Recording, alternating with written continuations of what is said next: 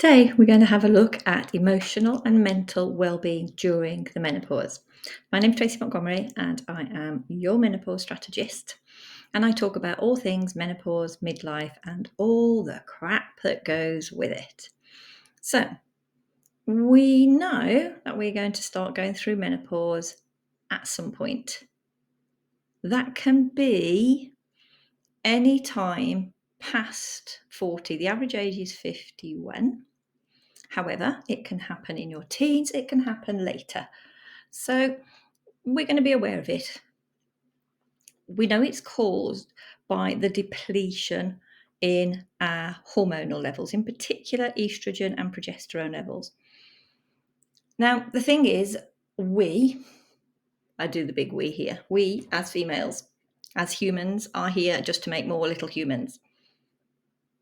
So when we get to the stage where our body is no longer capable of producing more little humans, we can start to feel a little bit different, and we need to be aware of that, and we need to be able to know how to manage it. So some of the symptoms that we normally get with the menopause transition are hot flashes, the insomnia, the sleep or lack of sleep. And one of the big ones is our mood swings. Now, those mood swings can then make us start feeling different about ourselves, and they can start making us feel a little bit more anxious about where we are, what our role is, and what's happening to us. And that's something that we need to be really aware of, especially as we go through the perimenopause stage and then on into postmenopause, because our fundamental job, the reason we're here, has gone. As women, we're here to nurture, we're here to, as we say, produce more little human beings. And when we can no longer do that, our sense of purpose and our sense of importance and our sense of being wanted, needed, and valuable can disappear. So we need to, first of all, acknowledge that this can be happening to us. And this is a reason why our mood swings can be all over the place and our anxiety and stress levels can increase, because we're not quite sure what our job is. We're not quite sure what our role is anymore. And our brain hasn't quite figured out that those hormones have done one. So we can also, as we hit perimenopause, put in place certain strategies that can help us to get through this phase. So remember that when you hit perimenopause, when we have the hormonal shit show, when those hormones are doing all the things and you get the really severe symptoms, that just because that closes down once the hormones level off, doesn't mean to say we're out of menopause. You're not out of menopause, you're in postmenopause, and you'll stay in postmenopause until you shuffle off this lovely planet. So that's part of the feelings that we need to get round to.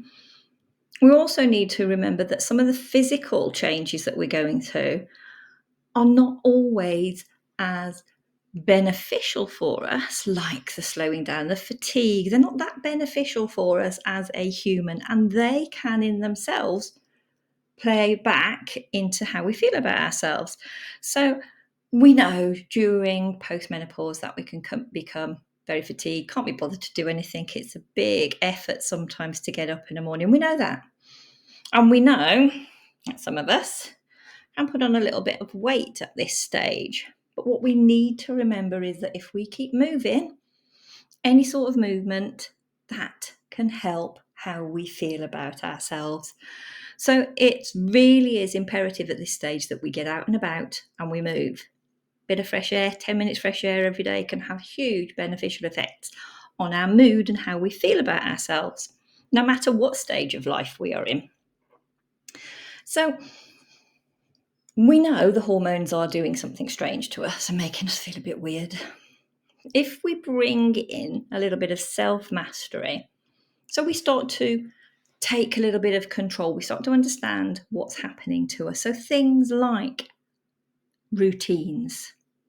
Now, if you get into the habit of having a morning routine, a daily, a weekly routine, an evening routine, that takes a lot of pressure off your body, off your brain, and it gives you a fallback clause.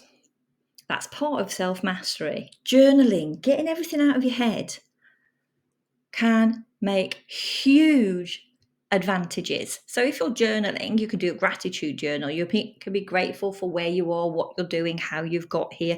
You can be grateful for your day. You can be grateful for the fact that it's raining, it's not raining, the sun's out, the sun's not out.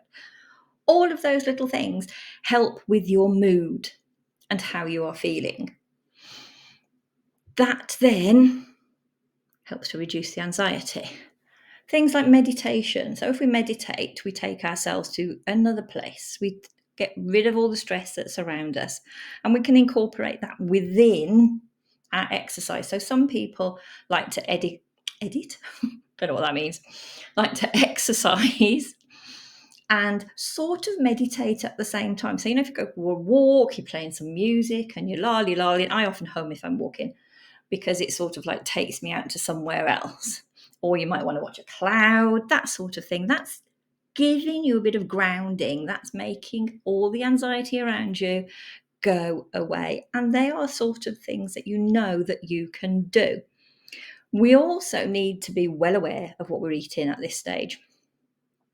Our diet and our nutrition, especially as we go into perimenopause on into postmenopause, is incredibly important. We need to make sure that we are eating a diet that's rich in fiber, that has the phytoestrogens in it so that we can not wholly replace, but help support a little bit.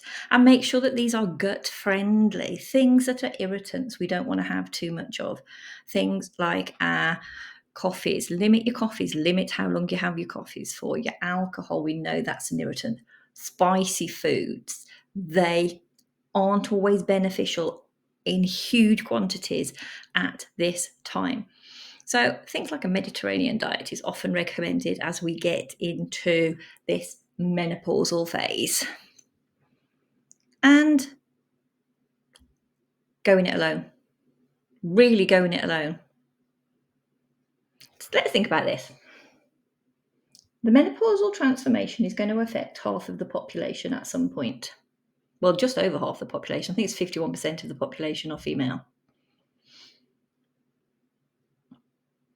So that means that 51% of the population are either going to encounter this at some point or have encountered this or slap bang in the middle of it. And the thing with our menopausal journey is even now, even though it has been on the news a lot, it's been emphasised a lot, we still don't want to talk about it.